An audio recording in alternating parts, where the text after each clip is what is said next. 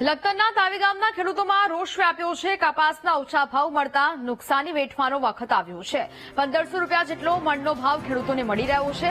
બિયારણ, દવા, ખાતરના ખર્ચ મુજબ ભાવ ન મળવાથી ખેડૂતો નારાજ છે। પ્રતિ મણના 2000 ભાવ મળે તેવી ખેડૂતો માંગ કરી રહ્યા છે। કપાના ભાવ 1500 રૂપિયા એટલે શું? કપાના ભાવ 1500 કઈ ન કહેવાય। 1500 રૂપિયા ભાવ એટલે આ સરકારને એવો છે ને કે મેં બહુ ભાવ આપી દીધા, કોઈ ભાવ ન કહેવાય। ઓછામાં ઓછો 2200 રૂપિયા ભાવ હોવો જોઈએ।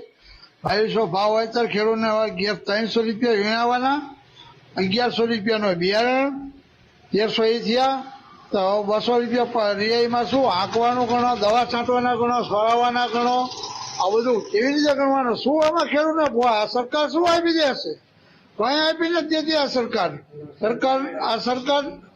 સરકારને તો કોઈ ખેડૂતને મારવાનો ધંધો છે, ખેડૂતને પતાવવાનો ધંધો છે। ખેતી આમાં ક્યાંથી ઉભી રહે? ખેડૂત જગતનો તાજ છીનો તાજ, આ કઈ તાજ નો કઈ મારવાનો ધંધો છે સરકારનો। ખેડૂતનો તાજ ખેડૂતને શું ખેડૂતને આપે છે?